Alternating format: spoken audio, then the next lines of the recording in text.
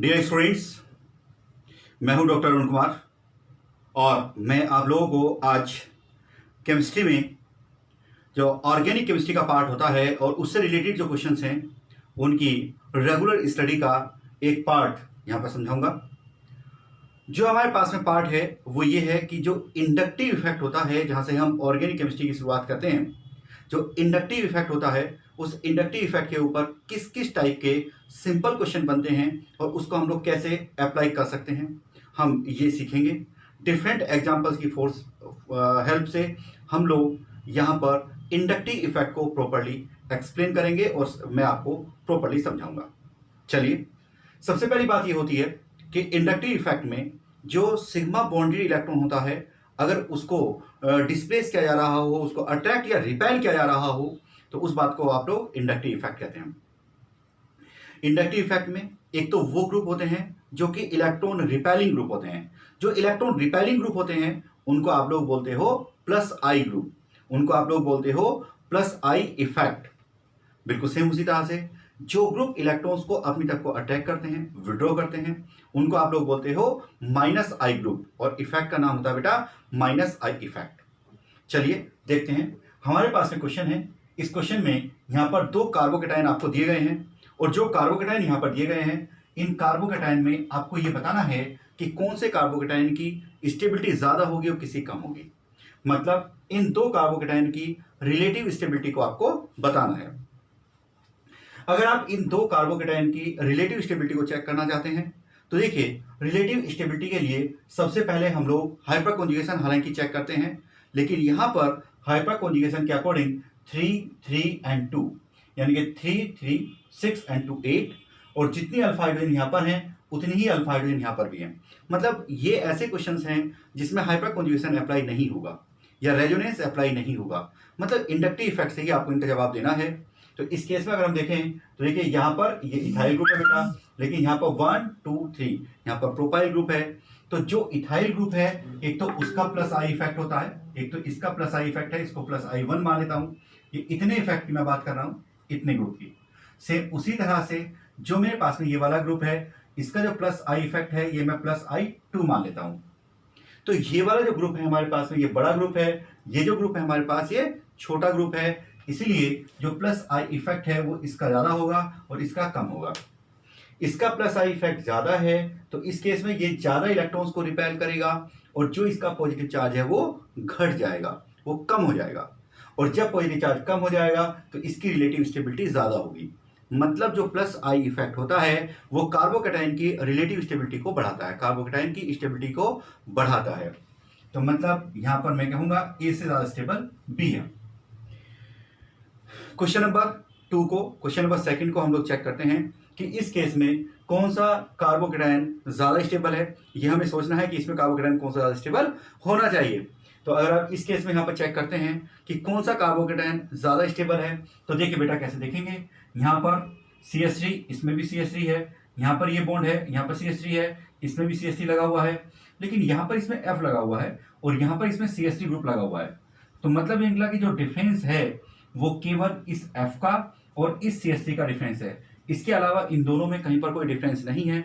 और हम लोग ये जानते हैं कि इसका माइनस आई इफेक्ट होता है, इसका प्लस आई इफेक्ट होता है। तो इस कंडीशन में यहां पर हमारे पास में माइनस आई इफेक्ट होगा, जबकि यहां पर हमारे पास में क्या हो जाएगा, प्लस आई इफेक्ट हो जाएगा। तो प्लस आई इफेक्ट होगा तो ये इलेक्ट्रॉन्स को रिपेल करेगा और जब ये इलेक्ट्रॉन्स को रिपेल करेगा तो जो ये पॉजिटिव चार्ज है वो कम हो जाएगा और ये इलेक्ट्रॉन्स को अपनी तरफ को अट्रैक्ट करेगा तो इस पॉजिटिव चार्ज की क्वांटिटी बढ़ जाएगी। तो इसकी बढ़ जाएगी और इसकी कम हो जाएगी। तो मतलब जो सेकंड वाला कार्बोकेटाइन है वो हमारे पास में ज्यादा स्टेबल होगा और फर्स्ट वाला कम स्टेबल होगा। तो ये मैंने आपको समझाया। बिल्कुल सेम उसी तरह से एक और क्वेश्चन मैंने यहां पर आपको दिया है और क्वेश्चन हमारे पास में ये है कि ये 3 यहां पर कार्बन आयन दिए गए हैं। देखिए हम लोग क्या कर रहे हैं, हम लोग जो इंडक्टिव इफेक्ट है उस इंडक्टिव इफेक्ट के क्वेश्चंस कर रहे हैं, इंडक्टिव इफेक्ट को अप्लाई करना सीख रहे हैं। तो इंडक्टिव इफेक्ट में यहां पर मैंने 3 कार्बन आयन दिए हैं और इसमें यहां पर कुछ लगा करके, कुछ अप्लाई करके, कुछ डिफरेंस करके ये पूछा गया है कि कौन सा कार्बन आयन ज्यादा स्टेबल होगा और कौन सा कार्बन आयन कम स्टेबल होगा। ये आपको चेक करना बेटा। तो देखिए क्या करेंगे आप, देखिए इस टाइम पर यहाँ पर हमारे पास में CH3 है। ये जो CH3 है, इस CH3 का होता है प्लस आई इफेक्ट, और यहाँ पर F लगा हुआ है, और इस F का होता है हमारे पास में माइनस आई इफेक्ट। याद रखेंगे कि इस वाले केस में प्लस आई या माइनस आई नहीं अप्लाई किया गया है, इसमें कोई सा भी इफेक्ट नहीं है, लेकिन इसमें प्लस आई है और इसमें माइनस आई है। प्लस आई इफेक्ट की वजह से ये इलेक्ट्रॉन्स को रिपेल करेगा, और इलेक्ट्रॉन्स को रिपेल करेगा तो यहाँ पर इलेक्ट्रॉन डेंसिटी बढ़ जाएगी, लेकिन माइनस आई की वजह से ये इलेक्ट्रॉन्स को विड्रॉ करेगा तो यहाँ पर इलेक्ट्रॉन डेंसिटी कम हो जाएगी। तो मतलब ये निकला कि यहाँ पर बढ़ गई और यहाँ पर कम हो गई। तो इलेक्ट्रॉन डेंसिटी जब कम हो जाएगी तो स्टेबिलिटी बढ़ जाएगी। तो मतलब ये निकला कि इस केस में जो रिलेटिव स्टेबिलिटी का ऑर्डर है वो ये वाला आएगा। तो इट्स वेरी नाइस क्वेश्चन, बिल्कुल सीधे सीधे क्वेश्चन है, और आप लोगों को अभी बेसिक टाइप के क्वेश्चंस मैं यहाँ पर बता रहा हूँ, जिससे कि इंडक्टिव इफेक्ट आप प्रॉपर्ली सीख सकें। एक बार इसको देखते हैं कि इन दोनों में से कौन सा एसिड ज़्यादा एसिडिक स्ट्रेंथ शो करेगा। तो देखिए, अगर मान लीजिए हम कभी भी ये चेक करना चाहें कि कौन सा एसिड स्ट्रॉन्गर एसिड है और कौन सा एसिड वीकर एसिड है, तो हमें यहाँ पे ये देखना है कि इस केस में क्या कॉन्सेप्ट आप लगाएंगे, कौन सा एसिड स्ट्रॉन्गर है और कौन सा एसिड वीकर है, इसके लिए क्या कॉन्सेप्ट आप लगाएंगे, ये हमें यहाँ पर चेक करना है। तो एक बार यहाँ पर मैं ये समझाता हूँ कि एसिड की एसिडिक स्ट्रेंथ को कंपेयर करने के लिए आपको क्या कॉन्सेप्ट अप्लाई करना चाहिए। चलिए एक बार देखते हैं। देखिए बेटा, यहाँ पर मेरे पास में CH3COH है, इसमें से अगर मैं यहाँ पर CH3CO- बना लूँ और यहाँ से H+ में सेपरेट आउट कर देता हूँ, बिल्कुल सेम उसी तरह से अगर यहाँ पर मैं HCOH है और इसमें से भी यहाँ पर HCO- बना लूँ और यहाँ पर मेरे पास में H+ है। एक्चुअल में यहाँ पर जो ये साइन होता है ये रिवर्सिबल है, क्योंकि ये रिएक्शन रिवर्सिबल होती है। मेरी बात सुनिए, थोड़ा ध्यान से समझिए। देखिए बेटा, अगर इन दोनों में से मैं ये प्रूव कर दूं कि ये ज़्यादा स्टेबल है और ये कम स्टेबल है, अगर मैं ये प्रूव कर दूं कि ये ज़्यादा स्टेबल है, तो याद रखिएगा कि ये कंपाउंड इस फॉर्म में रहना चाहेगा। ये कंपाउंड इस फॉर्म में अगर रहना चाहेगा तो ये ज़्यादा H+ देगा, और अगर ये ज़्यादा H+ देगा तो फिर इसका Ka ज़्यादा होगा, ये कंपाउंड ज़्यादा एसिडिक होगा। अब ये कैसे प्रूव होगा कि इस केस में ये ज़्यादा स्टेबल है?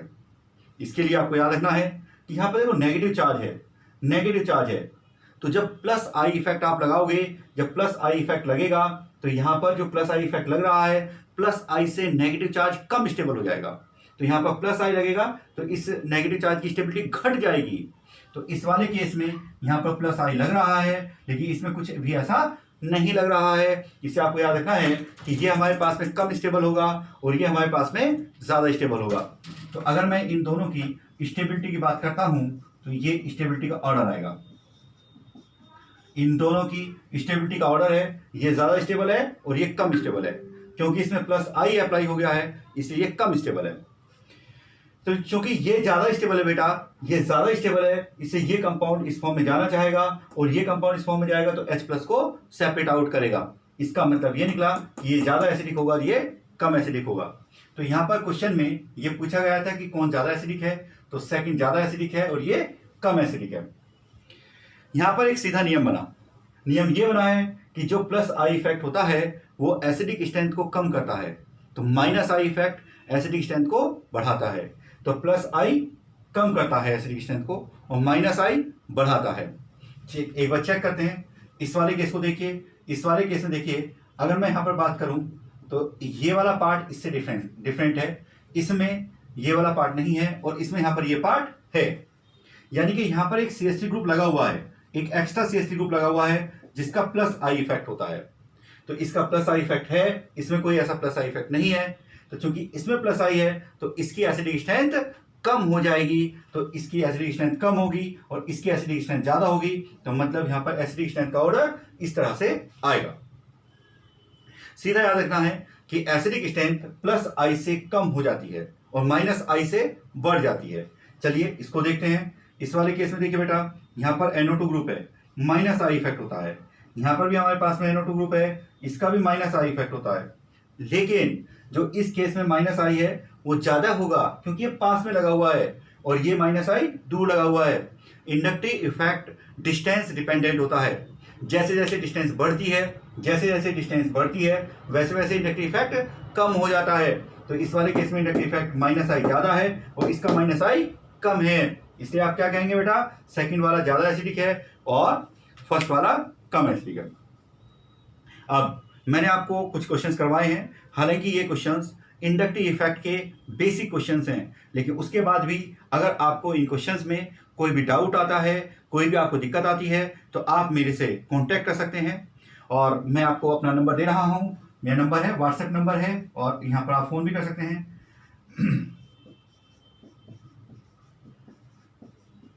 मेरा व्हाट्सएप नंबर है 9654107374 और मैं डॉक्टर अरुण कुमार आप लोगों के लिए नए नए क्वेश्चंस और नई नई प्रैक्टिस को ऑर्गेनिक केमिस्ट्री में और फिजिकल केमिस्ट्री में, इनऑर्गेनिक केमिस्ट्री में लगातार कराता हूँ।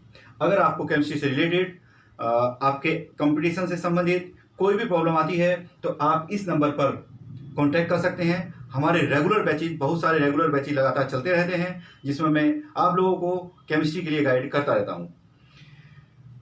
आप अपने डाउट्स इस नंबर पर भेज सकते हैं और उनका जवाब आप लोगों को दिया जाएगा, और आप लोगों को कोई भी प्रॉब्लम हम केमिस्ट्री से रिलेटेड नहीं होने देंगे। तो जुड़िए हमारे साथ, अपने डाउट्स भेजिए और उनका जवाब आप लोग ले सकते हैं। और अगर आपको किसी भी तरह के कोर्स से संबंधित कोई इन्फॉर्मेशन चाहिए तो आप यहाँ पर कॉल करके मेरे से पूछ सकते हैं। थैंक यू वेरी मच, और इसी तरीके से आप लगातार केमिस्ट्री सीखते रहिए। Thank you very much to all the students.